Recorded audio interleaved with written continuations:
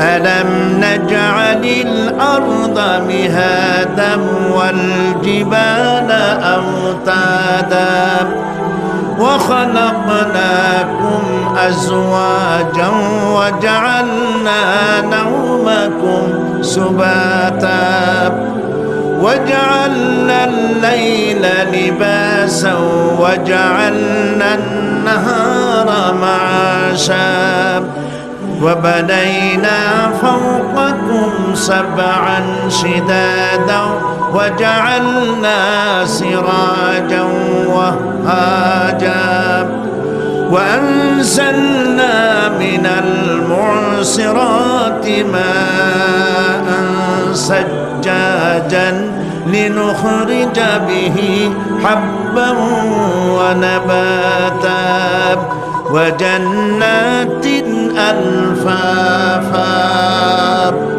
صدق الله العظيم। আমি আজকে যে আয়াতগুলি তেলাওয়াত করেছি, এই আয়াতগুলির মধ্যে দেখা দৃষ্টান্তগুলি আল্লাহ চোখে দেখা দৃষ্টান্তগুলিকে আঙ্গুল দিয়ে দেখাচ্ছেন যে দেখো এইগুলি যে আল্লাহর পক্ষে সম্ভব, তিনি তোমাকে মৃত্যুর পরে জিন্দা করাও তার জন্য সম্ভব।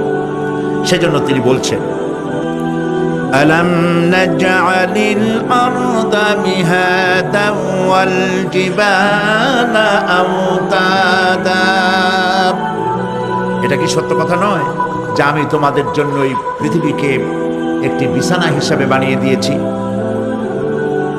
আর এই পৃথিবীর উপরে পাহাড়গুলি দিয়ে পেরেকের মতো পাহাড়গুলিকে প্রথিত করে দিয়েছি।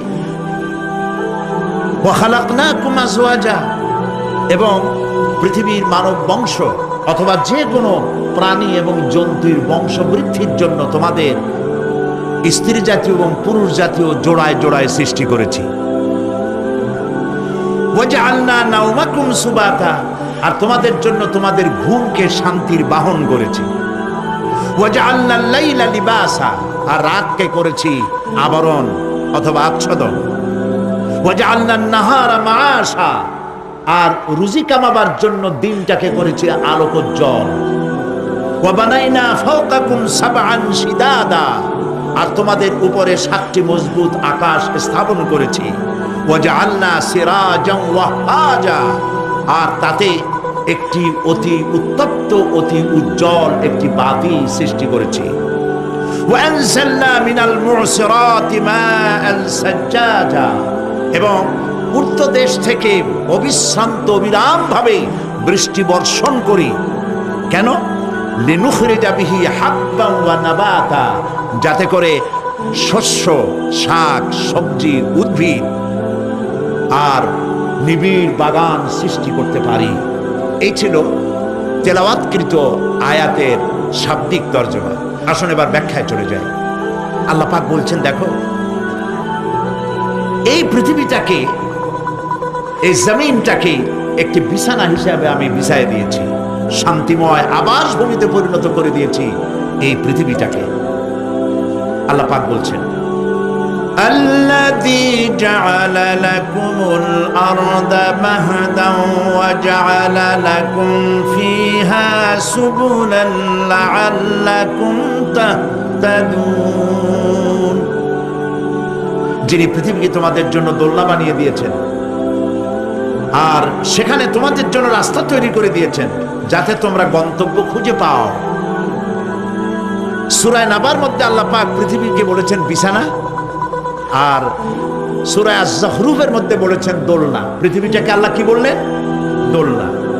দোলনার মধ্যে শিশু যেমন শান্তিতে ঘুমায় থাকে, এই পৃথিবীটাকে তোমার জন্য শান্তিতে ঘুমাবার জন্য, চলাফেরা করার জন্য আমি এই পৃথিবীকে শান্ত করে দিয়েছি। সুবহানাল্লাহ। এবং গন্তব্যের জন্য, যাতায়াতের জন্য আমি রাস্তা বানিয়েছি। আপনি বলবেন রাস্তাগুলি তো আমরা বানাইছি গম দিয়ে, ইট দিয়ে, পাথর দিয়ে। হ্যাঁ, আপনি বানাতে পারেন, রাস্তা আপনি বানাতে পারেন, কিন্তু যখন আপনারা কেউ বানান নাই তখন এই পথগুলি আল্লাহরই বানানো ছিল। বিশেষ করে পাহাড়িয়া এলাকায়, পাহাড়িয়া এলাকায় কোন গভর্নমেন্ট গিরিপথ তৈরি করেছে বলেন তো দেখি? কে বানিয়েছে? আল্লাহ পাক তৈরি করেছে। এই পথ তৈরি করেছে যাতে তোমরা তোমাদের গন্তব্যে পৌঁছতে পারো। মহা শূন্যে ভাসমান এই পৃথিবী, এই পৃথিবীটাকে আল্লাহ পাক জায়গা বানিয়েছেন, অথচ এই পৃথিবীর মধ্যে আছে কি তা কি আমরা জানি? এই পৃথিবী নামক গ্রহটি, এটি প্রতি ঘন্টায় 66,600 মাইল বেগে পৃথিবীটা ছুটে চলছে বন্দুকের গুলির মতো। প্রতি ঘন্টায় 66,600 মাইল গতিবেগে পৃথিবী ছুটছে। এর অভ্যন্তরে আছে আগুন, এর মধ্যে আছে পাথর। এই এমন মারাত্মক আগুন এই পৃথিবীর পেটের মধ্যে রয়েছে যে আগুন পাথরগুলো পুড়িয়ে লাভায় পরিণত করে দেয় এবং তা উদ্গীরণ করে আগ্নেয়গিরির আকারে উপচে পড়ে। এই পৃথিবীর মধ্যে এরকম আগুন আছে। এই পৃথিবীতে সর্বপ্রথম বিজ্ঞানীদের এই কনসেপশন আল্লাহ রাব্বুল আলামিন কোরআনের মাধ্যমে দুনিয়াবাসীকে দিয়েছেন। জগৎ একটা বা দুইটা নয়, বহুমাত্রিক জগতের কনসেপশন আল্লাহ পাক দিয়েছেন, অসংখ্য জগৎ। এই পৃথিবীর উপরিভাগে এক জগৎ, এর আভ্যন্তরীণ রয়েছে আর এক জগৎ। সাগরের ভেতরে রয়েছে এক জগৎ, সাগরের তলায় অন্য জগৎ। পৃথিবীর মহাশূন্যে গ্যালাক্সি, ইউনিভার্সাল মহাশূন্যের ভিতরে যা কিছু রয়েছে তার মধ্যে রয়েছে অসংখ্য জগৎ। জগৎ একটি নয়, অসংখ্য জগৎ রয়েছে। পৃথিবীর মাটির তলায় কত আগুন, সেই দৃশ্য আমি চোখে দেখেছি যখন আমি ভেসুভিয়াস পাহাড় দেখেছি, পৃথিবীর বড় আগ্নেয়গিরি। আল্লাহ পাক জাহান্নামের আগুনের ইন্ধন করবেন মানুষ আর পাথর। ওয়াকুদুহান নাস ওয়াল হিজারা, পাথর আর মানুষ হবে জাহান্নামের আগুনের ইন্ধন। পৃথিবীর মাটি থেকে 3 মাইল উঁচা ভেসুভিয়াসের পাহাড়ের উপরে। ভেসুভিয়াস পাহাড় কথা বলতে পারেন? ইটালিতে সেই জায়গায় যখন আমি উঠেছি, পাথর যে জাহান্নামের আগুনে পুড়বে এর বাস্তবতা নিজের চোখে দেখেছি। পাথরগুলি আগুনে পুড়ে লাভার মতো হয়ে পাহাড়ের উপর থেকে আলকাতরার মতো গলে গলে পাহাড়ের চতুর্দিকের 12 কিলোমিটার এলাকার জনপদকে ধ্বংস করে দিয়েছে। ইটালিতে আরো একটি জায়গা আছে যেটার নাম সিসিলি। সেখানেও একটি জীবন্ত আগ্নেয়গিরি আছে, যেটা আগুন এখনো জ্বলতেছে। যে কোনো মুহূর্তে এ আগুন ছড়িয়ে পড়তে পারে। কাজেই পৃথিবীর মধ্যে একদিকে রয়েছে, এর মধ্যে রয়েছে আগুন, রয়েছে পাথর গলায়া লাভা বানাবার মতো বিরাট শক্তি।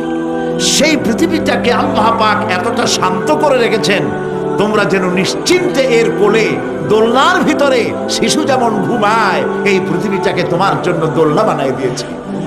তাও আমরা সুবহানাল্লাহ বলবো না? সুবহানাল্লাহ। বন্দুকের গুলির চাইতেও দ্রুতগামী এই পৃথিবী ছুটছে।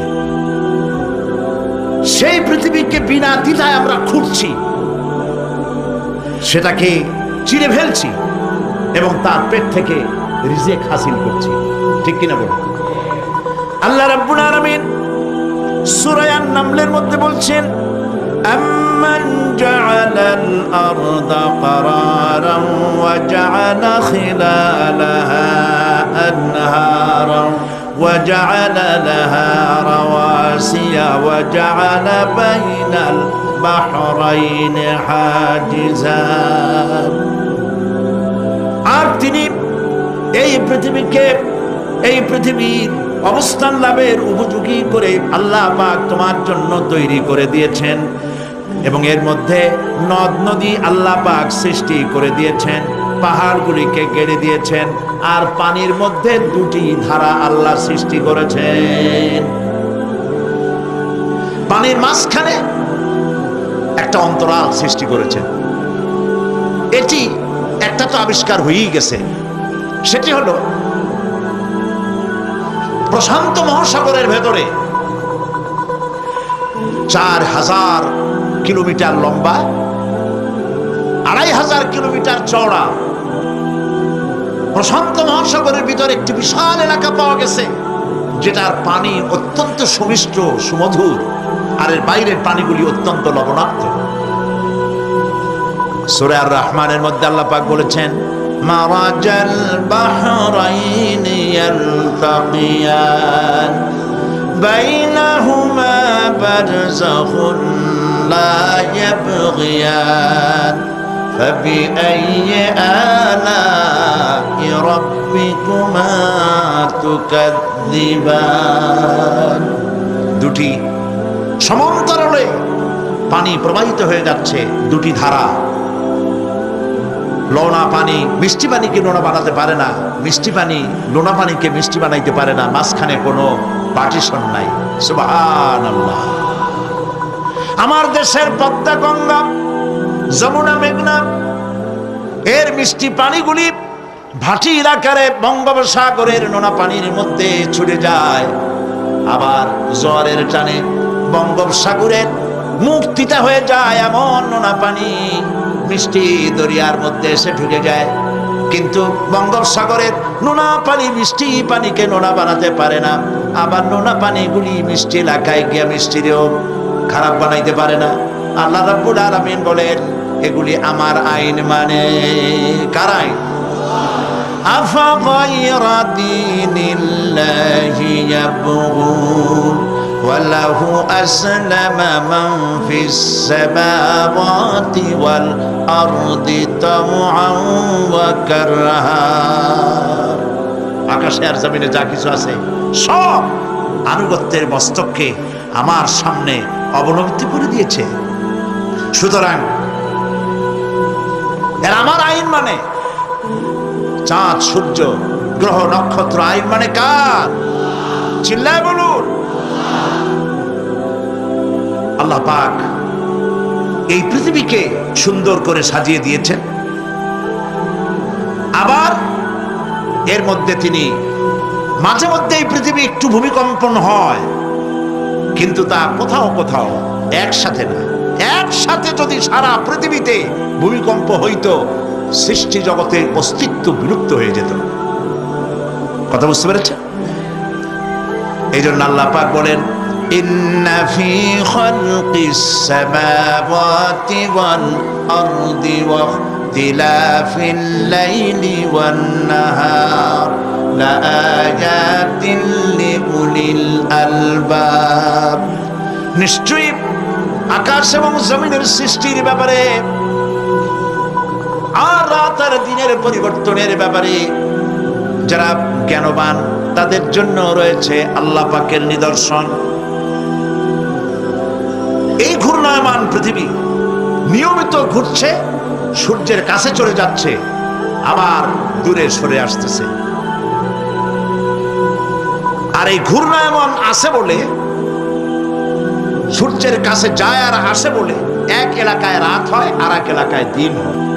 এখন বাংলাদেশে রাত 8:45, আর ঠিক একই সময় আমেরিকার নিউ ইয়র্কে এখন দিনের 15টা। যদি এরকম অবস্থা না হতো, তাহলে এক এলাকার প্রাণীগুলি বাঁচত, অন্য এলাকার প্রাণীগুলি ঠান্ডায় ফ্রিজ হয়ে যেত। আমাদের এই পৃথিবী আল্লাহ পাকের এক অফুরন্ত নিয়ামত। এই অফুরন্ত নিয়ামত আল্লাহ পাক আমাদেরকে দিয়েছেন, আর এর মধ্যে এর অভ্যন্তরে রয়েছে মানুষের খাদ্য তৈরি করার মতো প্রাণ শক্তি মাটির মধ্যে আল্লাহ পাক দিয়েছেন।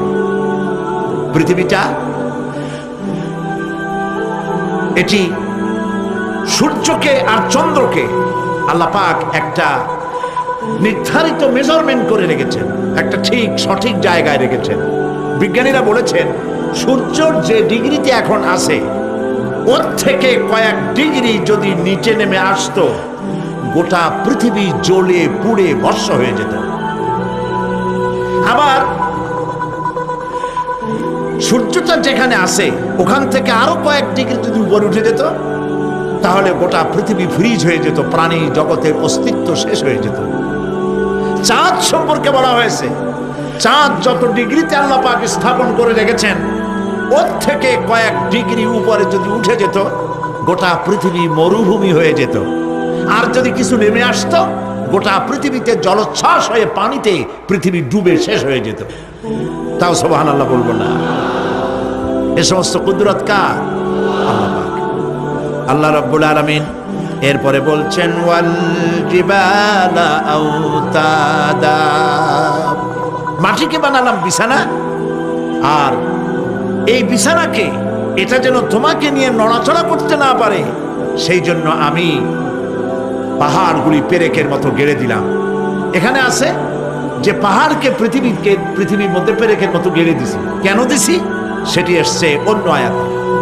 আল্লাহ রাব্বুল আলামিন বলেন ওয়া আলকা ফিল আরদি রাওয়াসিয়া আন তামিদা বিকুম, আল্লাহ পাক বলেন তিনি জমিনে পর্বতের নঙ্গর পর্বতের পেরেক রকম করে এই পৃথিবীর মধ্যে গেড়ে দিয়েছেন যেন পৃথিবীটা তোমাকে নিয়ে যেন হেলাদোলা করতে না পারে। এই পাহাড় পৃথিবীর ভারসাম্য রক্ষা করেছে।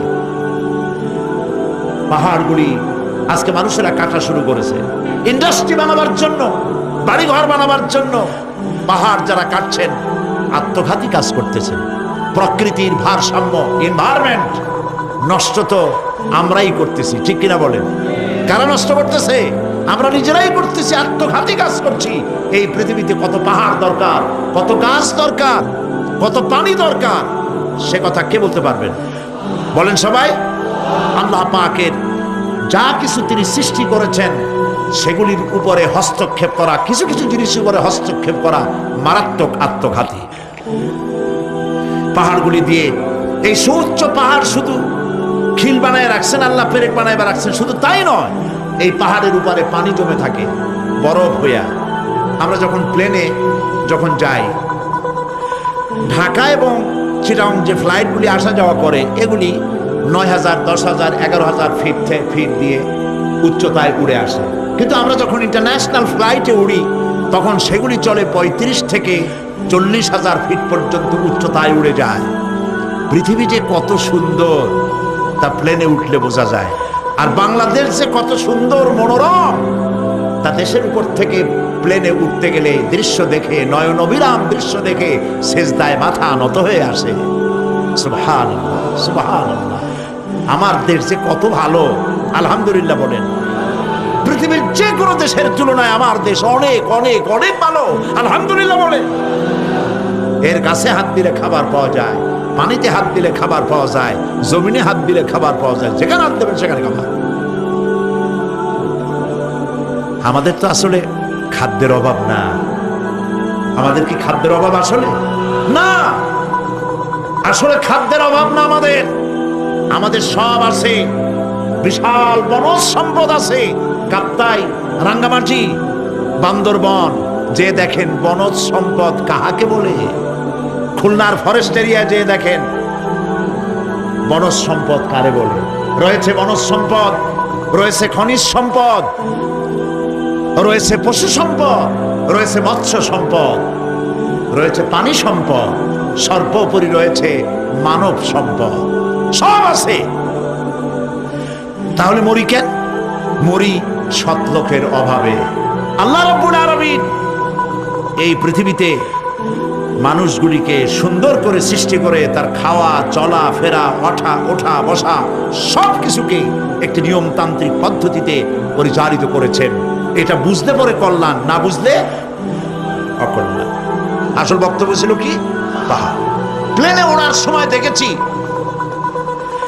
রাশিয়ার উপর থেকে যখন উড়ে যায়, টার্কি, ইটালি, আফ্রিকা দেশ সময়ের উপর দিয়ে যখন উড়ে যায় তখন দেখতে পাই নিচে পাহাড়ের মাথাগুলি সাদা ধপধপ করছে।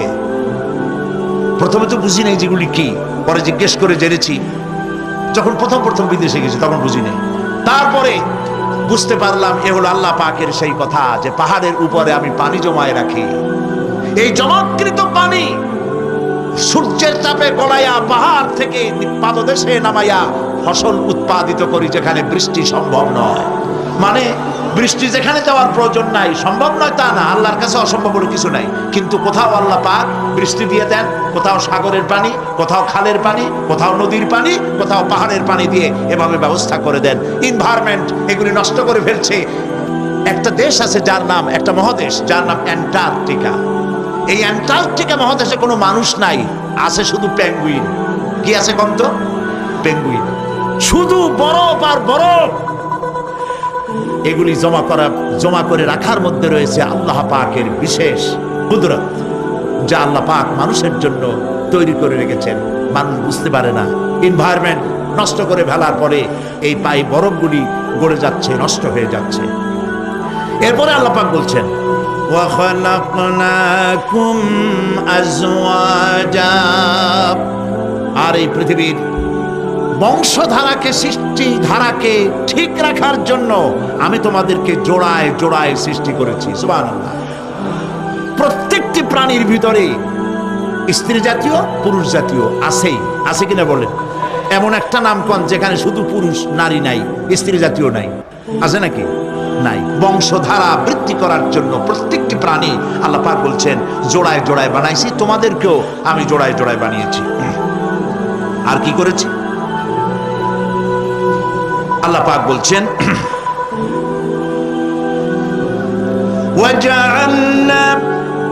وَجَعَلْنَا نَوْمَكُمْ سُبَاتًا, একদিকে তো জোড়ায় জোড়ায় বানালাম পুরুষ এবং স্ত্রী। এই পুরুষ আর স্ত্রী সৃষ্টি করার ভিতরে রয়েছে আল্লাহ পাকের নিদর্শন। কার নিদর্শন বলুন? কোরআনে কারিমে আল্লাহ পাক বলেন وَمِنْ آيَاتِهِ أَنْ خَلَقَ لَكُمْ مِنْ أَنْفُسِكُمْ أَزْوَاجًا لِتَسْكُنُوا إِلَيْهَا وَجَعَلَ بَيْنَكُمْ مَوَدَّةً وَرَحْمَةً إِنَّ فِي ذَلِكَ لَآيَاتٍ لِقَوْمٍ يَتَفَكَّرُونَ। আর আল্লাহ পাকের অসংখ্য নিদর্শনের মধ্যে এটিও নিদর্শন যে তিনি তোমাদের থেকে তোমাদের জোড়া সৃষ্টি করেছেন, তোমাদের স্ত্রী বানাইছেন। কেন? লিতাসকুনু ইলাইহা, যাতে করে তুমি তার কাছ থেকে তোমার মনের প্রশান্তি, সেও এবং তুমিও উভয়ের কাছে মনের প্রশান্তি খুঁজে পাও। ওয়া জাআলা বাইনাকুম মাওয়াদ্দা, আর আল্লাহ পাক তোমাদের মধ্যে সৃষ্টি করেছেন ভালোবাসা। ওয়া রাহমা, আর পরবর্তী সময় সৃষ্টি করেছেন দয়া এবং করুণা। লিতাসকুনু ইলাইহা বলতে বোঝানো হয়েছে যে এই ব্যবস্থা আপনি হয়নি, এটি একটি উদ্দেশ্যকে লক্ষ্য করে হয়েছে। একে অপরের নিকটে যেন শান্তি পায়, প্রশান্তি পায়, একজন আরেকজনের কাছে পূর্ণ মাত্রায় তাই মিলিত হওয়ার জন্য নির্জন পরিবেশের আশ্রয় নেয়। আর এভাবে করি আল্লাহ পাক মানব বংশের এই ধারাকে অব্যাহত রেখেছেন। সুবহানাল্লাহ। ওয়া জাআলা বাইনাকুম মাওয়াদ্দা, আর তোমাদের মধ্যে আল্লাহ পাক ভালোবাসা সৃষ্টি করেছেন। এই কথা বলার এর ব্যাখ্যা কি? ভালোবাসা সৃষ্টি করেছেন এর ব্যাখ্যা এরকম হতে পারে, কয়েক রকম। আমি যেটা জেনেছি সেটি হচ্ছে এরকম: ভালোবাসা সৃষ্টি হওয়ার তো কথা ছিল না। এক পর্যায়ে ভালোবাসা থাকবে কোনো একটি বিশেষ সময়, বাকি সব সময় ঝগড়া হবে, এটাই হওয়া স্বাভাবিক ছিল। ধরুন মেয়ের বাড়ি চট্টগ্রাম, ছেলের বাড়ি বরিশাল। মেয়ে শুটকি খেতে খুব পছন্দ করে, ছেলের গন্ধও সহ্য করতে পারে না। মেয়ে বলে খড়ে যাচ্ছে, আর ছেলে বলে যে কমবে যাও। মানে একজন আর একজনের ভাষার সাথে মিল নাই। কথা ঠিক কিনা বলেন? ভাষার সাথে মিল নাই, রুচির সাথে মিল নাই। একজনের টক পছন্দ করে আর একজনের টক সহ্য করতে পারে না, আর একজনের শুটকি খায় আর একজনের শুটকি পছন্দ করে না। কাজে রুচি আর অভ্যাস ইত্যাদি দিয়ে সারাদিন স্বামী স্ত্রীর মধ্যে ঝগড়া হওয়া স্বাভাবিক ছিল, ঠিক না?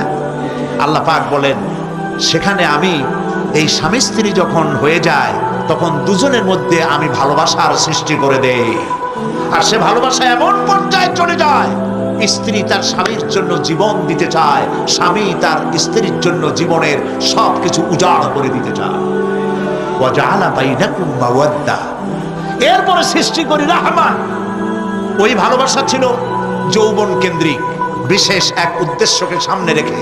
কিন্তু যখন যৌবনে ভাটি লাগলো তখন ওই উদ্দেশ্য আর থাকলো না।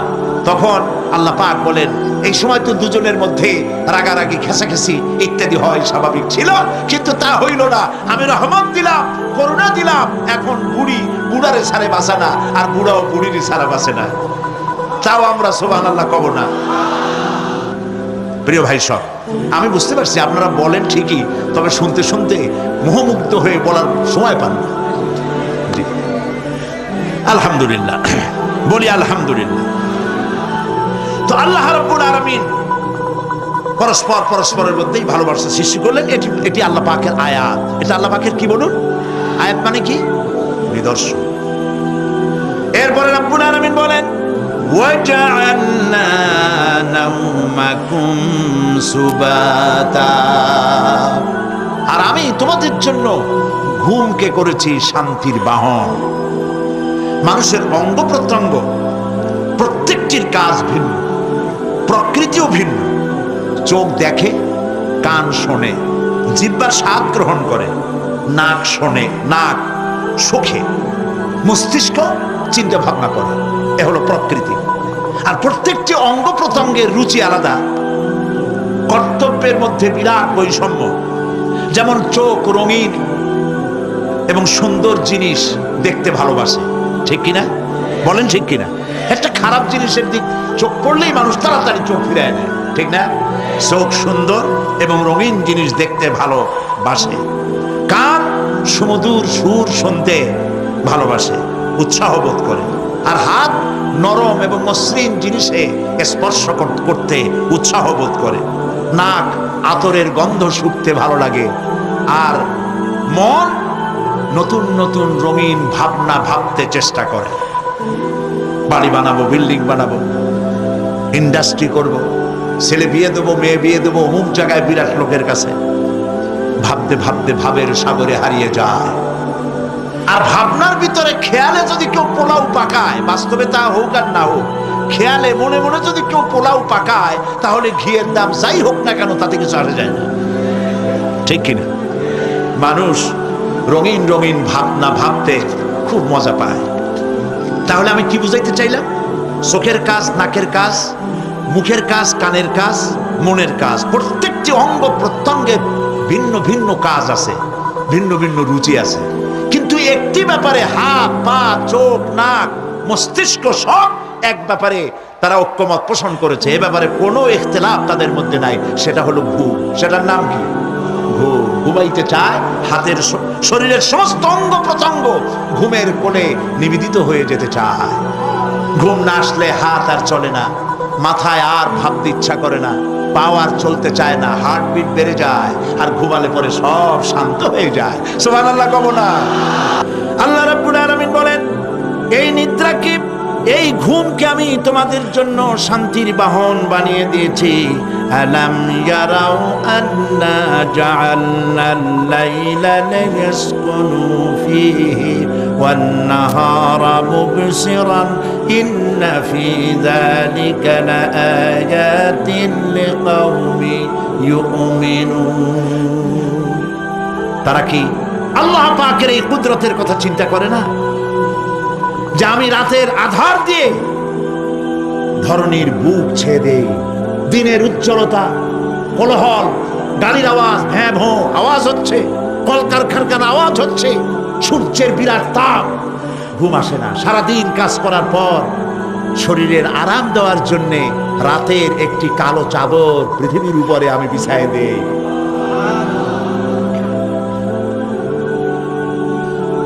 আর মানুষ আরাম গ্রহণ করে। শুধু মানুষ না, সব প্রাণী আরাম গ্রহণ করে।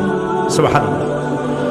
এবং এরপরে দিনের আলো দিয়ে উদ্ভাসিত করি, যেন বিশ্রামের পর নতুন করে আবার কাজের সমস্ত উদ্দীপনা নিয়ে নতুন করে কাজে ঝাঁপিয়ে পড়তে পারে। কয়েক ঘন্টা অথবা সারাদিন হাড় ভাঙা খাটুনি খেটেছে, রিক্সা চালাইছে, গাড়ি চালাইছে, আড়াই মনের বস্তা মাথায় করে টেনেছে, চিন্তা ভাবনা করেছে।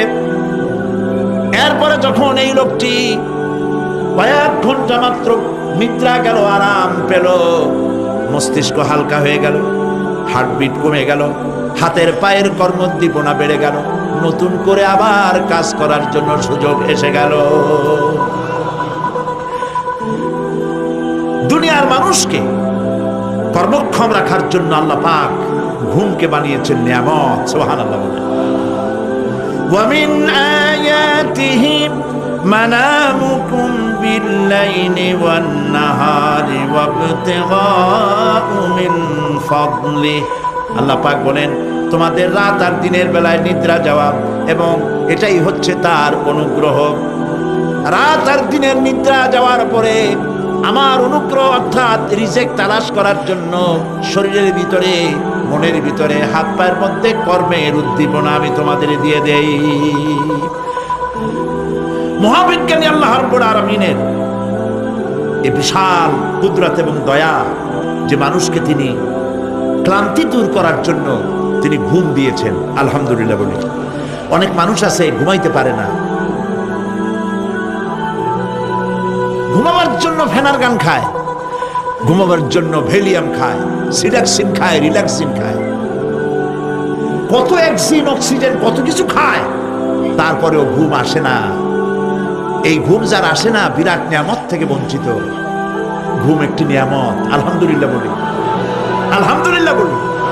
বিশাল নিয়ামত ঘুম। আল্লাহ যে সমস্ত নিয়ামত আমাদের জন্ম থেকে শুরু করে এ পর্যন্ত বডির মধ্যে দিছেন, মৃত্যুর আগে আল্লাহ যেন একটিও কেড়ে না নেন, বলি আমিন। আল্লাহ রাব্বুল আলামিনের পরে বলেন, وَجَعَلْنَا اللَّيْلَ لِبَاسًا وَجَعَلْنَا النَّهَارَ مَعَاشًا। আর রাতকে করেছি আচ্ছাদন, আবরণ, দিনকে রুজি কামাবার জন্য ব্যবস্থা করে দিয়েছে। দিনের বেলা রুজি কামাবেন, দিনের বেলায় ঘুমায় থাকবেন না। বহুত মানুষ আছে সকালবেলায় ঘুম দিল, 12টা 1টা বাজে গেল। উর্দুতে ছোটবেলায় পড়েছিলাম, জিসনে সোয়া উসনে খোয়া, যে ঘুমাইলো সব সর্বনাশ করলো। অসময় ঘুমানো, অসময় ঘুমানো সর্বনাশ হয়ে যাবে সব। এই জন্য আল্লাহ পাক বলেছেন, দিনটারে বানাইছি রুজি কামাবার জন্য। রুজি কামাও, রুজি কামানো এটা একটা ইবাদত। রুজি কামানো কি? হালাল রুজি কামাবেন, ইবাদত। আপনি যে আপনার স্ত্রীকে একটা ব্লাউজ কিনে দেন, কাপড় চোপড়, প্রয়োজনীয় কসমেটিক্স কিনে দেন, আপনি যে বাজার ঘাট করেন, সব হালাল পয়সা যদি হয়, সাদকা দেওয়ার মতো সমান সওয়াব হবে। রুজি কামাইতে হবে, এটা আল্লাহ পাকের হুকুম, রুজি কামাও। ফাইদা কুদিয়াতিস সালাত ফান্তাশিরু ফিল আরদ ওয়াবতাগু মিন ফাদলিল্লাহ। সুবহানাল্লাহ বলেন। নামাজ যখন শেষ হয়ে গেল, ফাইদা কুদিয়াতিস সালাত, নামাজ যখন শেষ হয়ে গেল, ফান্তাশিরু ফিল আরদ, তখন জমিনে ছড়িয়ে পড়ো আর আমার অনুগ্রহ, রিস্ক অনুসন্ধান করো। সুবহানাল্লাহ। মসজিদে বসে বসে খালি তাসবিহ টিপতে থাকো না, কাজের সময় কাজ করো। অফিস থেকে বলে আসছে জোহরের নামাজ পড়তে যাই, জোহরের নামাজ পড়িয়ে তারপর নফল পড়া শুরু করছে, এরপরে দোয়া দুরূদ পড়া শুরু করছে। 1 ঘন্টা অফিসের সময় নষ্ট করেছেন। ফরজ নামাজ, সুন্নত নামাজ পড়তে যতটুকু লাগবে, এর থেকে বেশি সময় নিলে বেতন হালাল হবে না। আপনি মিথ্যা কথা বলে, মিথ্যা ছুটি নিয়ে দিনের কাজ করতে পারেন না। আপনার রুজি হালাল হইতে হবে। আপনার নফল নামাজ পড়া দরকার, রাত পড়ে আছে, রাতের বেলা গিয়ে জনমের মতো নফল পড়েন, কে নিষেধ করবে? মনে থাকবে কথা? প্রিয় ভাই সব, হযরত ওমর ফারুক রাদিয়াল্লাহু তাআলা আনহু, তিনি একবার মসজিদ নববীর মধ্যে দেখলেন ফজরের সময়, জোহরের সময় তিনি দেখলেন, ফজরে যাদের দেখলাম এক জায়গায় বসা 5-7টা লোক, জোহরে তো তাদেরই দেখতেছে, আসরের সময় দেখলেন ওইখানে বসা, মাগরিবেও দেখলেন, এশায়ও দেখলেন। এশার নামাজের পর তিনি প্রশ্ন করলেন, তোমরা কারা? বলল যে আমরা হলাম দূরের থেকে আসছি, মসজিদে নববী শ্রেষ্ঠ মসজিদ, এখানে বসে বসে আল্লাহর জিকির আজকার করি। তা আল্লাহর জিকির আজকার করো, নামাজ পড়ো, খাও কি? কাজে কিছু লোক আছে, ওরা মেহেরবানি করে রান্না করে আনিয়া আমাদের খাওয়াইয়া যায়। হযরত ওমর ফারুক রাদিয়াল্লাহু তাআলা আনহু বললেন, তাহলে তো তোমার চাইতে, তোমরা যে কয়জন এখানে বসে ইবাদত করো, তোমাদের চাইতে ওই ব্যক্তি অনেক উত্তম যে নিজে রুজি কামাই করে তোমাদের খাওয়ায় যায়। তোমরা তো অলস। শুনে রাখো, নামাজের সময় ছাড়া আগামীকাল এই জায়গায় যদি বসা দেখি, ব্যাক মারে বাইর করে দেবো মসজিদের নববী থেকে। ইসলাম কাজের প্রতি উদ্দীপনা দিয়েছে, ইসলাম কাজের ট্রেনিং দিয়েছে। সুবহানাল্লাহ বলে কাজ করো আর খাও, বসে বসে বাপের বোঝা হইও না। প্রিয় ভাই সব, এরপরে আল্লাহ পাক বলছেন, وبنينا فوقكم سبعا شدادا আর তোমাদের উপরে আমি তোমাদের উপরে শক্ত মজবুত 7টি আকাশ সৃষ্টি করেছি। সুবহানাল্লাহ। এর থেকে বেরিয়ে যাওয়ার কোনো উপায় নাই, এটা ফাটল ধরাবারও কোনো উপায় নাই। এবং এই আকাশটাকে আমি আবার সুন্দর করে সাজায় রাখছি। নয়ন অভিরাম দৃশ্য সার্বক্ষণিকভাবে আমি রেখেছি। রাতের আধারে যা দেখা যায় সেটা কি? আল্লাহ রাব্বুল আলামিন বলেন, ইন্না যায়্যানাস সামাআদ দুনিয়া বিজিনাতিল কাওয়াকিব। এই দুনিয়ার আকাশখানিকে তারকা প্রদীপ দিয়া সাজায় রেখেছি মনের মতো। দেখো তুমি তাকাইয়া, কি সুন্দর করে আকাশকে সজ্জিত করে রেখেছি। আল্লাযী খালাকা সাবআ সামাওয়াতিন তিবাকা মা তারা ফি খালকির রাহমানি মিন তাফাউত ফারজি'ল বাসারা হাল তারা মিন ফুতুর। ক্ষমাশীল তিনি সপ্ত আকাশ রচিলেন থরে থরে, কোন ত্রুটি হেরিবে না তার পূর্ণ সৃজন পরে। চাহো তুমি তার সৃষ্টি পানে, দেখো কিছু ভুল চুক, ফিরাও তোমার নয়ন খানি, ফিরাও তোমার মুখ। আকাশটাকে সুন্দর করে সাজাইছে, তাকায় দেখো তো কোনো ভুল ত্রুটি আছে নাকি? সুবহানাল্লাহ। আল্লাহ পাক বলছেন, মা তারা ফি খালকির রহমান মিন তাফাউত। রহমানের সৃষ্টির ভিতরে কোনো ত্রুটি পাবে না। ফারজি'ল বাসারা হাল তারা মিন ফুতুর। আবার তাকাও, কে বলতেছেন? আবার তাকাও, ভালো করে তাকাও, দেখো কোন সৃষ্টির মধ্যে কোনো ত্রুটি আছে কি? জোরে বলেন নাই, জোরে বলেন নাই, বলেন আলহামদুলিল্লাহ, সুবহানাল্লাহ। এক দরবেশ, সে একবার এক বট গাছের তলায় বসিয়া এই আয়াত পড়তেছিলেন। এই আয়াত পড়ে তার মনে উঠলো, আল্লাহ পাক বলছেন হাল তারা মিন ফুতুর, দেখো কি কোনো ভুল চুক? আবার তাকাও। তো সে দেখে ভুল ত্রুটি তো ধরবার উপায় নাই। আল্লাহ তোমার সৃষ্টির মধ্যে কোনো ত্রুটি নাই, তবে একটা জিনিস আমার কাছে একটু বেকায়দা লাগে। সেটা কি? সে বলছে যে আল্লাহ, এই যে বট গাছ, বিশাল গাছ, যেমন গাছ ফলটা তো ওইরকম হয়নি।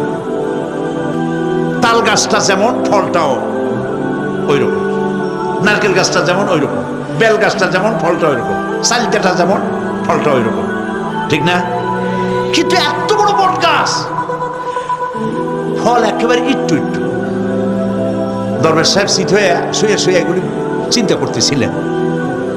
হঠাৎ করে একটা বটের ফল, আধা পাকা ফল, অনেক উপর থেকে বৃন্তচ্যুত হয়েছে দরবার সাহেবের নাকের ডগার উপরে টস করে পড়ছে। পড়ার সাথে সাথে নাক জ্বলিয়ে উঠছে। কান ধরে তওবা করে দরবার সাহেব সিজদায় পড়ে গেছেন। আল্লাহ, কি বুড়িরা করলাম! আমার চিন্তা মতে যেমন গাছ তেমন ফল, তালের সাইজের যদি হইতো, যে পজিশনে আমার নাকের উপরে পড়ছে, নাক তো ভালো, মাথাও গুঁড়ো গুঁড়ো হয়ে যেত। সুবহানাল্লাহ, সুবহানাল্লাহ। আল্লাহ পাক বলছেন, সুম্মা রজি'ল বাসারা কাররাতাইন ইয়ানকালিব ইলাইকাল বাসারু খাসিআও ওয়া হুয়া হাসিব। অক্ষমহীন দৃষ্টি তোমার সৃষ্টিতে পাবে ফাঁকি, ফিরাও তোমার নয়ন খানি, ফিরাও কাঙ্গালাখি।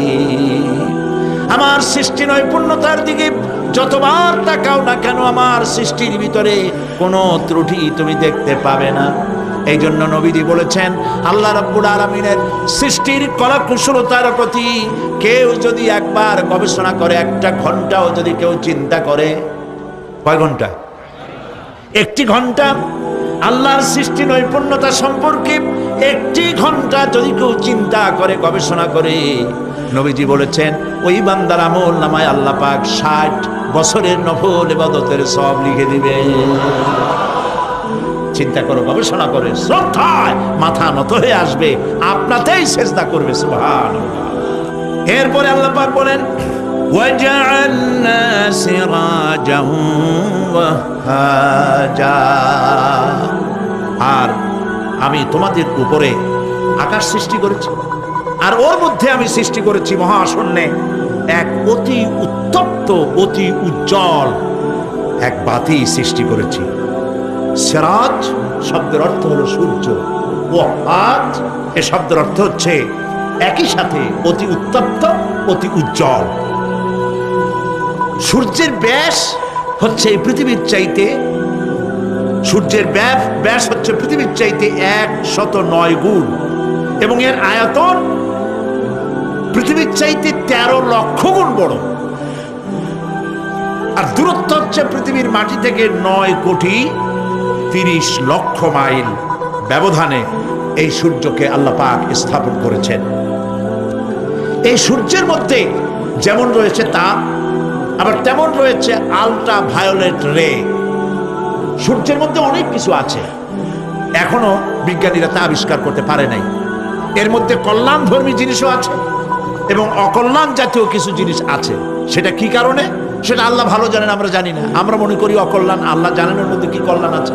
যেমন সাপের বিষ, আমরা সাপ দেখলেই মারি, কিন্তু সাপ আপনাকে ক্ষতি না করলে আপনি মারবেন কেন? আর যদি ক্ষতি করার মনে হয়, ক্ষতির মতো মনে হয়, মেরে ফেলে দিন। এটা বলা হয়েছে হাদিস শরীফে, ক্ষতিকর মনে হলে মেরে ফেলে দিন। কিন্তু সাপ তার বিষের মধ্যে মানুষের জীবন রক্ষাকারী ওষুধ সাপের বিষ দিয়েই তৈরি হয়। সূর্যের মধ্যে অকল্যাণ ধর্মী যা আছে সেটা কেন, এটা আমরা জানি না। এখন অকল্যাণ ধর্মী যে জিনিসটাকে বিজ্ঞানীরা মনে করেন, সেটার নাম হলো আল্ট্রা ভায়োলেট রে, অতি বেগুনি রশ্মি। এই অতি বেগুনি রশ্মি, এটার অ্যাকশন হচ্ছে এই যে প্রাণী জগতের মধ্যে যদি এটা লাগে, এসে পড়ে পৃথিবীতে, যদি স্পর্শ করে, তাহলে ক্যান্সার সহ নানাবিধ দুরারোগ্য ব্যাধিতে গোটা পৃথিবী ছড়িয়ে পড়বে।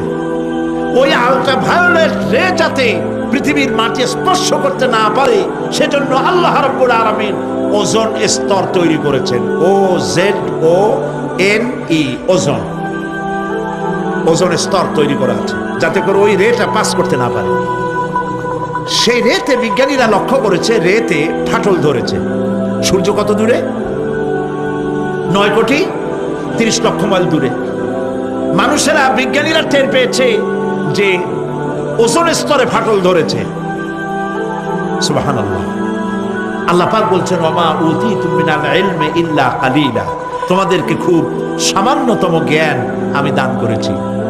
সামান্য জ্ঞান দিয়ে গেছে কদ্দূর দেখেন। সুবহানাল্লাহ বলেন। চিন্তায়, শ্রদ্ধায় মাথা নত হয়ে আসবে।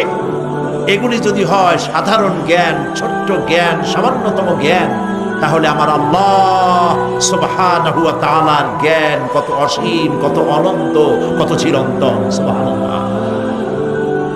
সে আল্লাহ রাব্বুল আলামিন ওজোন স্তরকে রেখেছেন, ওটা ক্র্যাক করেছে। কেন ক্র্যাক করেছে? ক্র্যাক করেছে এনভায়রনমেন্ট নষ্ট করার কারণে। আমরা গাছ কেটেছি, যত গাছ কেটেছি তত গাছ লাগাই নেই। টেলিভিশনে যে গাছ সম্পর্কিত যে বিজ্ঞাপনগুলি দেওয়া হয়, এগুলি নিছক কোনো বিজ্ঞাপনের উদ্দেশ্যে বিজ্ঞাপন নয়, এগুলি বাস্তব। নবী করিম সাল্লাল্লাহু আলাইহি ওয়াসাল্লাম গাছ কাটতে নিষেধ করেছেন। প্রয়োজনে কাটুন, প্রয়োজনে, বিনা প্রয়োজনে আপনি গাছের পাতাও ছিঁড়বেন না, প্রয়োজনে গাছটাও কেটে ফেলতে পারেন। পাতা ছিঁড়বেন না কেন? যেহেতু প্রত্যেকটি পাতা আল্লাহ রাব্বুল আলামিনের জিকির করছে। এই গাছগুলি কেটে কেটে প্রকৃতির ভারসাম্য আমরা নষ্ট করেছি। গাছ আমাদের বন্ধু। আমরা বাতাস থেকে অক্সিজেন গ্রহণ করি, অক্সিজেনকে কার্বন ডাই অক্সাইড করে ছেড়ে দেই। কার্বন ডাই অক্সাইড হচ্ছে প্রাণী জগতের জন্য বিষ। এই বিষকে নষ্ট করে দিয়ে অক্সিজেনকে পরিশোধিত করা, রিফাইন করার কোনো ফ্যাক্টরি পৃথিবীতে নাই। আল্লাহ রাব্বুল আলামিন এই সৃষ্টি জগৎকে বাঁচাবার জন্য অসংখ্য গাছ বানিয়েছেন। আর গাছের খাদ্য বানিয়েছেন কার্বন ডাই অক্সাইড। আমার জন্য যেটা বিষ সেটা গাছের জন্য খাদ্য। গাছ সারা রাত এটাকে খাইলো, দিনের বেলায় সূর্যের তাপে এই কার্বন ডাই অক্সাইড আর গাছের সবুজ রং, পাতার সবুজ রঙে মিলে এক প্রকারের রন্ধন ক্রিয়ার মধ্য দিয়ে কার্বন ডাই অক্সাইড আবার ফ্রেশ অক্সিজেন হয়ে পৃথিবীর প্রাণী জগৎকে বাঁচার জন্য পথ উন্মুক্ত করে দেয়। আল্লাহ সুবহানাহু ওয়া তাআলা তিনি বলছেন, এভাবে করে আমি এই সূর্যের তাপ দিয়ে পৃথিবীবাসীকে কল্যাণধর্মী হিসেবে সূর্যকে সৃষ্টি করেছি। এই সূর্যের তাপ এটি একটি বিরাট অগ্নিকুণ্ড। কোটি কোটি বছর ধরে ভূপৃষ্ঠে আলো এবং উত্তাপ ছড়িয়ে যাচ্ছে। সুবহানাল্লাহ বলেন। বলেন তো, পৃথিবীর সমস্ত আগুন সব যদি এক জায়গায় করা হয়, সূর্য এক সেকেন্ডে যে তাপ পৃথিবীতে দেয়, ওরকম এক সেকেন্ডের তাপ পৃথিবীর সব আগুন এক জায়গায় হইয়া সমভাবে সর্বত্র ছড়াতে পারবে কি? সুবহানাল্লাহ। মসজিদ আন-নববী আশ-শরীফ, আল মদিনা আল মুনাওয়ারা, সোনার মদিনা। সুবহানাল্লাহ। আমি মদিনায় গিয়া এবারও বলছি, আল্লাহ যদি ফাহাদের মাফ করতে চান, মসজিদে নববী এবং মসজিদে হারামের যে এক্সটেনশন এবং হাজিদের জন্য যে উপকার করেছেন, আল্লাহ যদি মাফ করতে চান, এটা বড় আকারের একটা ওসিলা হয়ে যেতে পারে। এক সময় গরমে কষ্টে অস্থির হয়ে যেতাম মসজিদে নববীতে, এখন মসজিদে নববীতে ঢুকলে মনে হয় জান্নাতের মধ্যে। আর জান্নাত তো চিন্তা করা যায় না, কোনো চোখ নাই যা দেখছে, কোনো কল্পনা নাই, যা মন নাই যা কল্পনা করছে, এটার সাথে তুলনাই হবে না। তবে মনে হয় যেন জান্নাতের মধ্যে ঢুকে গেছি। প্রত্যেকটি খামের গোড়া থেকে ঠান্ডা বাতাস উঠতেছে, প্রত্যেকটি পিলারের গোড়া থেকে। মসজিদে নববী থেকে 3 কিলোমিটার দূরে এসি প্লান্ট। পৃথিবীর সব থেকে বড় এসি প্লান্ট হচ্ছে মদিনা মুনাওয়ারায় এসি প্লান্ট, যেটা দিয়ে মসজিদে নববী, যেখানে 8 লক্ষ মানুষ একসাথে নামাজ পড়তে পারে, ঠান্ডা উঠতেছে। সুবহানাল্লাহ। ভাইদের বলি, হজ যারা করছেন, পয়সা করি আছে, হজ করেছেন, ভালো করেছেন, মাঝে মধ্যে সময় পেলে রমজান মাসে যায়েন। মানুষেরা আমাদের দেশের হলিডে করতে কপাল পোড়ারা সিঙ্গাপুর যায়, ব্যবসা করতে যান, আমার আপত্তি নেই। আমেরিকা যান, সিঙ্গাপুরে যান, ব্যাংকক যান, হংকং যান, থাইল্যান্ড যান, যেন বললে সেখানে যান। কিন্তু হলিডে করার জন্য এই সব জায়গায় না গিয়া পয়সাগুলি জমাইয়া রমজান মাসে যাইয়েন মদিনা মুনাওয়ারায় আর আল্লাহর ঘর মসজিদে হারামে। সুবহানাল্লাহ। কোরআন নাজিল কেমনে হয়েছে তা তো দেখি নাই। ইমাম যখন তারাবির মধ্যে তেলাওয়াত করেন, মনে হয় যেন আকাশ থেকে এখনো কোরআন নাজিল হচ্ছে। সুবহানাল্লাহ। কি তেলাওয়াত! যেমন শেখ আব্দুর রহমান আস-সুদাইস, তেমন সাউদ আশ-শুরাইব, তেমন শেখ আব্দুর রহমান আল হুজাইফি। সুবহানাল্লাহ, সুবহানাল্লাহ। তো আল্লাহ তার কুদরত দিয়ে এই পৃথিবীকে ভরে রেখেছেন, নিয়ামত দিয়ে ভরে রেখেছেন। মুসলমানদের জন্য সবচাইতে বড় নিয়ামত কোরআন শরীফ নিয়ামত, কাবা শরীফ নিয়ামত, মসজিদ আন-নববী আশ-শরীফ, আল মদিনা আল মুনাওয়ারা। সুবহানাল্লাহ। সবাই বলেন সুবহানাল্লাহ। আল্লাহ রাব্বুল আলামিন বলছেন, وأنزلنا من المعصرات ماء ثجاجا। আমি আকাশ থেকে তোমাদের জন্য অবিশ্রান্ত বিরাম ভাবে বৃষ্টি বর্ষণ করি। কেন? লিনুখরিজা বিহি হাব্বান ওয়া নাবাতা ওয়া জান্নাতিন আলফাফা।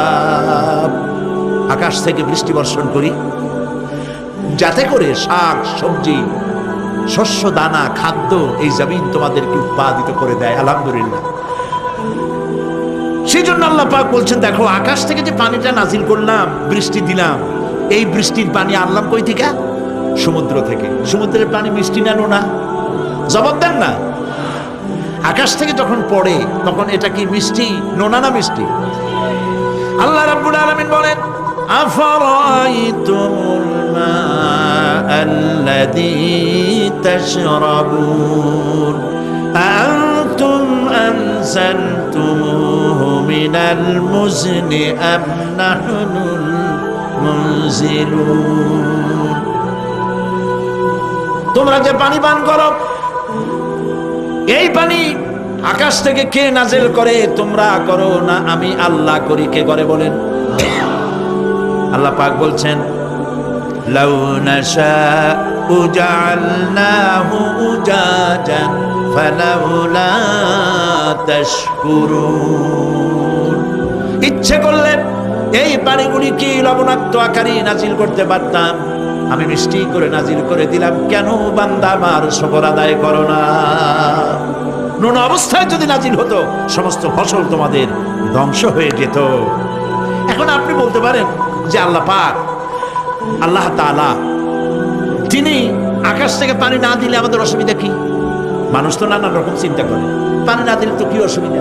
আমার খালে পানি, আমার বিলে পানি, আমার কুয়ায় পানি, আমার টিউবওয়েলে পানি, পানি না দিলে ক্ষতি কি?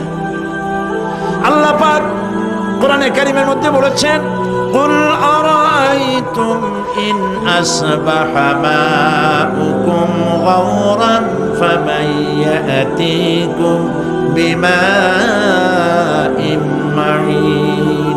বলো দেখি সবে শুকাইয়া যদি যায় এই জমিনের পানি, তাহলে হেথায় তটনির ধারা কে দিবে সবারে আনি। বান্দারে, বৃষ্টি না হইলে তুমি পানির পরোয়া করো না। সমুদ্রের পানি নেবা, নদীর পানি নেবা, কলের পানি নেবা। শুনে রাখো বান্দা, নদী প্রবাহমান নদীর পানি, কলের পানি, টিউবওয়েলের পানি, মাটির পরতে পরতে পানি সব যদি আমি শুকায় দেই, কে আছে এই পৃথিবীতে যে নতুন করে তোমার জন্য পানি আমদানি করে দিতে পারে? পারে কেউ? কেউ পারে না। এই পানি দিয়ে আমি তোমাদের জন্য ফসল ফলাই। লিনুখরিজা বিহি হাব্বান ওয়া নাবাতা। ইয়া আইয়ুহান নাসু যকুরু নি'মাতাল্লাহি আলাইকুম হাল মিন খালিকিন গায়রুল্লাহ। হে মানব সকল, স্মরণ করো আল্লাহ পাকের ওই নিয়ামতকে। ওই আল্লাহ ছাড়া তোমাদের কি এমন কেউ আছে? কোন আল্লাহ, কোন রিজিক দাতা?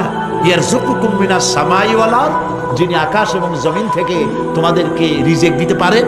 লা ইলাহা ইল্লা হুয়া, ওই আল্লাহ ছাড়া কেউ নাই। ফাআন্না তুফাকুন, যাও কই? কেন বিভ্রান্ত হও? আল্লাহ পাক আকাশ থেকে পানি দিলেন, জমিনের ফসল উৎপাদন করে দিলেন, আর এরপরে আল্লাহ পাক বলেন ওয়া জান্নাতিন আলফাফা, আর ঘন সন্নিবদ্ধ নিবিড় বাগান বানায় দিলাম। সুবহানাল্লাহ বলেন। এখানে আল্লাহ পাক কি কি বললেন? শাক, লক্ষ্য করুন, শাক, সবজি, খাদ্যশস্য, উদ্ভিদ, এগুলো দিলাম, আর সাথে সাথে ঘন নিবিড় বাগান বানাইলাম। নিবিড় বাগান দেখছেন? দেখেন নাই, বোঝেন নাই, তাই দেখেন নাই, তা নাহলে দেখছেন। কক্সবাজার যাওয়ার সময় দেখেন না কাছের রাস্তার দুই ধারে কত গাছ, দেখছেন কিনা? রাঙ্গামাটি যাওয়ার সময়, বান্দরবনে যাওয়ার সময় কার বাবা এই গাছগুলি লাগাইছে? কোন? কে লাগিয়েছে? আল্লাহ। চিল্লায় বলেন, কে লাগিয়েছে? পাহাড়ের গাছ কি আপনি লাগাইছেন? তো কথা কইতে পারলেন না কেন? কে লাগিয়েছে? আল্লাহ পাক। সুন্দরবন ফরেস্ট এরিয়া দেখছেন কোনোদিন? না দেখলে যাইয়েন, দেখে এসেন। বিশাল এরিয়া, বঙ্গোপসাগরের কিনারা দিয়া খুলনা, সাতক্ষীরা, এই বিরাট অঞ্চল, বরিশাল, খুলনা, সাতক্ষীরা, পটুয়াখালী, বিরাট এরিয়া নিয়ে রয়েছে সুন্দরবন। শত শত মাইল। সুবহানাল্লাহ। বিশাল গাছ, গাছের এরিয়া। এই গাছগুলি কে লাগাইছে? জোরে বলেন, কে লাগাইছে? এই গাছগুলির নার্সিং করেন কে? একটা জিনিস দেখে আমি অবাক হয়ে গেছি, সেটা হলো এখানে বহু রকমের গাছ আছে। সুন্দরী কাঠ, পশুরি, বাইন, গেওয়া, গোল, অনেক রকমের গাছ আছে। যেখানে সুন্দরী গাছ, সব সুন্দরী গাছ। যেখানে গেওয়া, যেখানে বাইন, যেখানে গোল, গোল পাতা, সব সেখানে সেইগুলাই। অথচ কেউ যে গাছগুলি লাগাই দিয়ে আসে নাই। আরেকটা অসুবিধা, আরেকটা জিনিস হচ্ছে জোয়ারের সময় এই এলাকা ডুবে যায়, 1 হাত 1.5 হাত পানি হয় গাছের গোড়ায়। যে ফলগুলি পড়ছিল গাছ দিয়া, এই ফলগুলি ভাটির টানে চলে গেল, নিচে নেমে গেল, নদীতে নেমে গেল, আবার জ্বরের টানে উঠে আসলো, পানিতে ভেসে ভেসে ফলগুলি ভারী হয়ে গেল। এক সময় ভাটির টানে আর গেল না। এই গাছগুলিকে সুন্দরী গাছের মধ্যেই সুন্দরী ফল, বাইনের মধ্যে বাইনের ফল কে সাজাইয়া এই সুন্দর বাগানগুলি বানাইলো?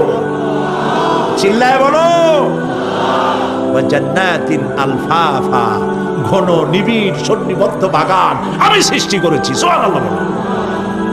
এই গাছগুলি মানুষেরা জন্মের খাওয়া খায়। বন বিভাগে যারা দায়িত্বে থাকে মনে করে শ্বশুরের লাগানো গাছ, বাজানের লাগানো গাছ, সমানে কাজে চোরের মতো বিক্রি করে। এরা ডাকাত, এরা চোরের চাইতেও নিকৃষ্ট যারা গাছ চুরি করে। আল্লাহ পাক জানেন মানুষের খাসলাত। এই ফরেস্ট বিভাগে, বন বিভাগে যারা চাকরি করেন সব খারাপ আমি তা বলবো না, ভালো মন্দ মিলেই আছে। কিছু আছে জন্মের খাওয়া খায়, ঘুষ খায় আর গাছগুলো বেচে ছাড়িয়ে দেয়, সর্বনাশ করে দেয়। আল্লাহ পাক তার মানসা, তার মর্জি মোবারক হচ্ছে এই যে গাছগুলি যেন বংশ অনুক্রমে পৃথিবীর মানুষ বছরের পর বছর, শতাব্দীর পর শতাব্দী, সহস্রাব্দীর পর সহস্রাব্দী যেন ভোগ দখল করতে পারে। সেজন্য আল্লাহ রাব্বুল আলামিন এই বন জঙ্গল রক্ষা করার জন্য নিজস্ব গার্ড বাহিনী রেখে দিয়েছেন। চিন্তা করছেন সেই গার্ড বাহিনী কারা? বন্য হাতি, রয়্যাল বেঙ্গল টাইগার, বড় বড় সাপ। আপনারা যান, যায় দেখবেন সালাম কেমনে দেয়। রয়্যাল বেঙ্গল টাইগার জীবিত মানুষ খায় না। তার অর্থ কি? তার অর্থ হলো বাঘের মুখোমুখি মানুষ যখন হয় তখন বাঘের চেহারা দেখে মানুষের রুহু গলার কাছে এসে যায়। আত্মরা তখনই হয়। এরকম জীবনে আমার এক পজিশন হয়েছিল। লন্ডনে আমাকে আমার ভক্তরা বললো যে সাফারি পার্ক আমাকে দেখাবে। চলো সাফারি পার্ক কি? বলছে সব জন্তু জানোয়ার ছাড়িয়ে দেওয়া, ওর মধ্যে দিয়া গাড়ি নিয়ে যেতে হবে। তাই বললাম থাবা দিয়ে যদি গাড়ির গ্লাস গ্লাস ভাঙে?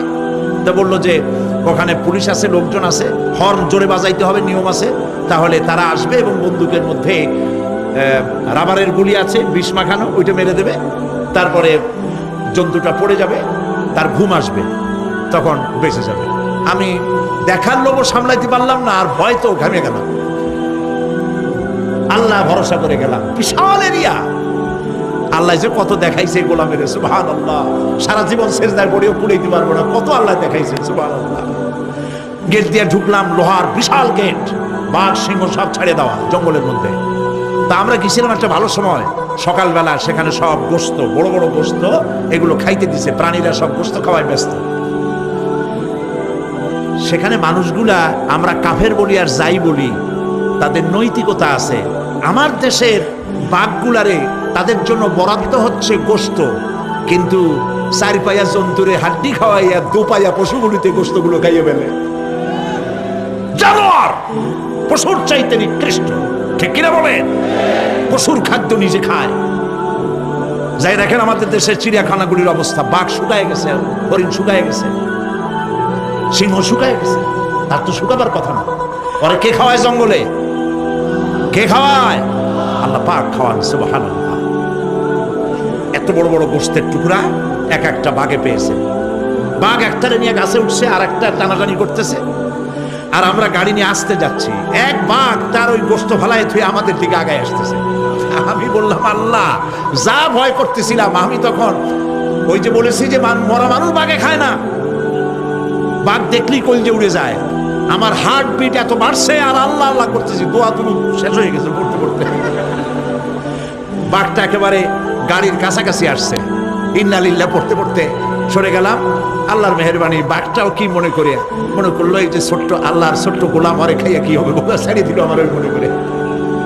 তার যা শক্তি, গাড়ির গায়ে যদি থাপ্পড় মারতো আমার টয়োটা গাড়ি ছিটকে আর এক জায়গায় পড়ে যেত। আল্লাহ বাঁচাই দিলেন, সুবহানাল্লাহ। প্রিয় ভাই, সব আল্লাহ রাব্বুল আলামিন এই সব জিনিস পৃথিবীকে দিয়েছেন। আর এইগুলি বলার পরে আল্লাহ পাক বলছেন যে এই চোখে দেখা জিনিসগুলি বললাম। কে বলতেছেন? চোখে দেখা জিনিসগুলি দেখালাম। এগুলি দেখে চোখ হলো, চক্ষুকে উন্মিলিত করার জন্য এই সব দৃষ্টান্ত আমি চোখের সামনে রেখে দিলাম। এর দ্বারা না বোঝো, এত বড় বিশাল আকাশ, অত বড় সূর্য, এত সুন্দর চাঁদ, এই পাহাড়, ওই সমুদ্র, এই বনবনানী যিনি সৃষ্টি করেছেন, আমার মতো ছোট্ট মানুষ মৃত্যুর পরে তিনি আবার জিন্দা করতে जगह जी लगाने के लिए ये दुनिया नहीं है, जगह जी लगाने के लिए ये दुनिया नहीं है, ये इबरत की जा है तमाशा नहीं है। এই পৃথিবী খেল তামাশা করার জায়গা না, দেখো আর শেখো আল্লাহ পাকের অপূর্ব সৃষ্টি, নৈপুণ্যতা, কলা কুশলতা দেখো। আর সেজদা দিয়ে আল্লাহ রব্বুল আলামিনের সঙ্গে ফেলেছি মাবুদ। আল্লাহ তাআলা কোরআনের মাহফিলে আশা করে হাত তুলেছি, জিন্দেগির গুনাহ মাফ করে দাও। সুবহান রাব্বিকা রাব্বিল ইজ্জাতি আম্মা ইয়াসিফুন ওয়া সালামুন আলাল মুরসালিন ওয়ালহামদুলিল্লাহি রাব্বিল আলামিন ওয়াজআল আখিরা কালামিনা ইনদাল মাউত লা ইলাহা ইল্লাল্লাহু মুহাম্মাদুর রাসূলুল্লাহ। আসসালাম।